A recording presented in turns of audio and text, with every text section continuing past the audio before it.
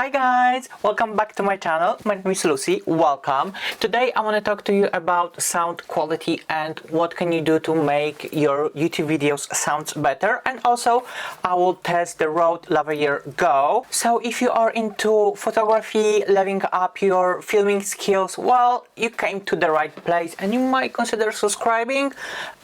Done? Okay, let's go with the video.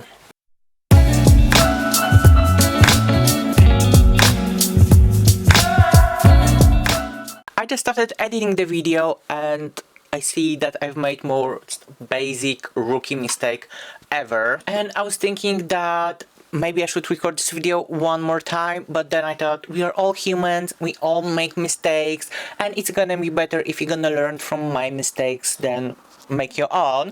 So actually my mistake should be the first tip in this video, meaning don't wear wrestling blouses or shirts. Basically don't wear any clothes that will make any sound when you're gonna move, because as you can hear in the video, my shirt was making too much noise when I was moving, and honestly I didn't notice this by the time I was filming, but when I'm editing this it's a little bit annoying.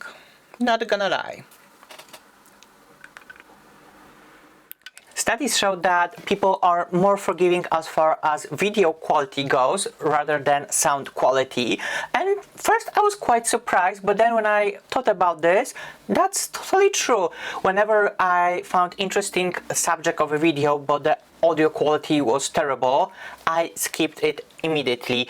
And whenever the subject was interesting, sound was good, and just the footage was not the best, I keep on viewing because I could hear and understand what the person is talking about. So there is something to it. That's why today I want to give you a few tips and tricks on how to make your videos sound better. And if you are advanced at filming, some of them you might already know. Let's start with the first one, and it's not to film in empty spaces. If you are beginner, I'm assuming you don't have a huge spare room just to film your YouTube videos, but even if you are filming in your room and it has a quite minimalistic design, you might hear a little bit of echo in your video. But there are a few easy things that you can do to make your sound better. Obviously you can order sound absorbing panels and mount this to your walls and to your ceiling, and you can even find those that looks like painting, but this is not a budget friendly solution, and here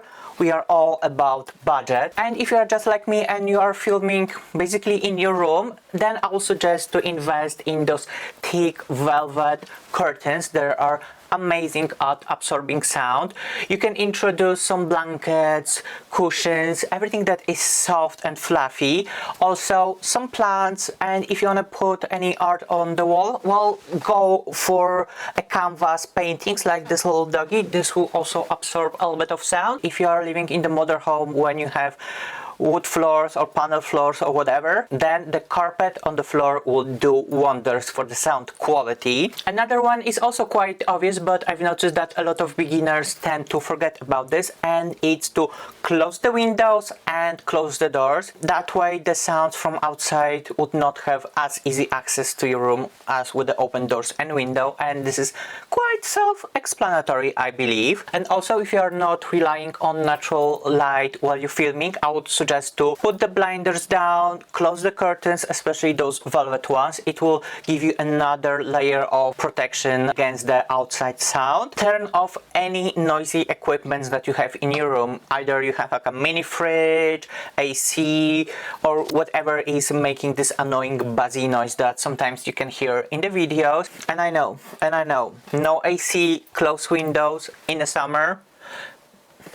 It might be a struggle, but the things that we need to do for YouTube. If you are living with your family, friends, roommates, whatever, I would recommend to schedule your filming time for a quiet time at your house, meaning whenever your roommates are at work, at uni, or basically sleeping. It will make your sound more crispy as there wouldn't be so much surrounding noise. When I started my first YouTube channel and I was filming on my old camera, the sound quality straight from the camera, pure rubbish, and at that time I wasn't sure if filming YouTube videos is gonna be something for me, so I didn't want to invest in any equipment. But I had my iPhone, and I think most of us have iPhone or any other smartphone, and you can record your sound directly on your phone. And what I was doing, I was pressing record on my camera, pressing record on my voice notes, making the collab, so then it would be easier to match those two in post-production, meaning iMovie, and it was as simple as that. But one thing, I was always making sure that the phone is quite near me, but just outside the frame, so it wouldn't be visible but still catch a nice quality audio. And now let's go to the final tip, and this is the biggest one, meaning mic. And honey, choosing the right mic, it can make your rig spin. But I will divide microphones into three main categories. You have the podcast mics, shotgun mics, and lavalier mics. The podcast mics, Blue Yeti is one of the most popular one, and they are standing just in front of you, and they're great if you are talking a lot, if you want to invite guests, but they're not gonna be so great if you want to film makeup tutorial, or if you want to do anything like crafty, handy, that you need a lot of desk space, because that microphone might get in the way. And then the second category is the shotgun mics, and you can mount them directly on your camera, or you can invest in C-stand and mount them directly above you, and this will give you the best sound quality. And if you want to have a guest on your video, this mic will also work. But the downfall is those are most expensive, and especially with the C-stand, they are not storage friendly. I'm filming in my room, so even with the lights, I'm struggling with the space, so I cannot see myself putting C-stand and a shotgun mic and then storing it I don't know where. I just don't have a space for it. And the last category is lavalier mics, and those are those little guys that you pin to your shirt, like the one that I'm wearing right now. I don't know if you noticed this before or not, but here it is, my little guy.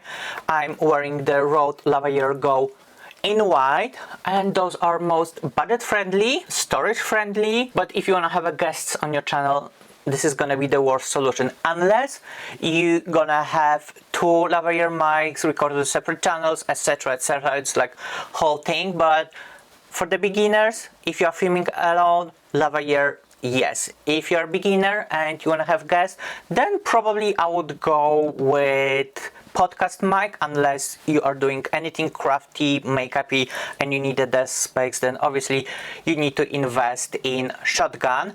But because I'm here alone, hello COVID, welcome, I decided to go for this little guy. I went with Rode for a few reasons. First of all, it's a well-known brand and it's well known for its quality, so at least in theory I was guaranteed a good sound quality. And the second reason I've chose this one, and I think this one is even more important, I believe that at this moment this is the only white lavalier mic on the market. I'm addicted to white shirts, so probably on this channel you're gonna see only white shirts. So if I went for a black lavalier mic, it would be distracting because of the contrast. So for me, white was the only option, and I'm quite happy with the sound quality. I already filmed few videos using this little fella. I'll put all the specs on the screen, but two most important ones is that it comes with 3.5mm jack, which is the standard one. You can plug this directly to your camera, to your phone, to your computer, or whatever recording device you're using. And the second thing is the length of the cable, which is annoyingly short. It's only 4 feet, which is 1.2 meters. So unless you are handheld vlogging, this gonna be way too short for filming. That's why I need to spend a little bit more and get the extension cord as well. I know, struggle is real. So what you get in the box? Well, obviously you are getting the microphone, you are getting this little pop shield, you have the clip, and you have the little pouch. And as I said, I had to spend additional £10 on this extension cord, and I decided to spoil myself with a Rode as well, because I didn't want to risk losing quality because of the cheap extension cord. Okay, we know it's white, it's cute, it's affordable, it's around £50-60 depending depending on the store and the promo. I got mine for £50, less than £50. But with the microphone, the most important thing is a sound quality. So I've prepared a test for this little guy. So I filmed few home filming classic scenarios with mic and without it. So you can compare the difference. So this is my voice without microphone. So this is my voice with a microphone. This is my keyboard without microphone. And this is the keyboard with microphone. So those are the doors opening and closing. And now let's open the doors. And now let's open the window. Do you hear the street? And finally, let's open the window. Now I'm filming with Nikon Z6 and it has really nice audio straight from the camera, so I hope you heard the difference. And I know it's not like a life-changing difference, but it's big enough to make your sound quality in your videos up a level or maybe two, depending on your surroundings. So overall, I'm happy with my Rode Lavalier Go, and they also have Wireless Go, which also comes in white and black. And I was going back and forth between this one and the wireless because, as the name says, wireless, it's wireless. You have two small cubes. One is microphone and transmitter, and you attach this to your shirt, to your clothes, whatever. And the second one is receiver, and you attach this to your camera, and voila, you have the wireless setup in your studio. But I decided to go with Lavalier because of the price difference. This is £50–60 and the Wireless Go is 190 to 200, so way over my budget. But Rode, if you want to send me one, I'm here. I'm waiting. If you have a little bit more budget, I would recommend to get this one plus wireless, because you can connect the Lavalier straight to the wireless microphone transmitter, and you have a great quality wireless setup that in case the battery in your wireless gonna die, you can still connect this with the cable and continue filming. Because I know myself, I would definitely forget about charging and I would be screwed in the middle of my video. But if you are better organized, then you can just go for wireless. It's so cute but so expensive.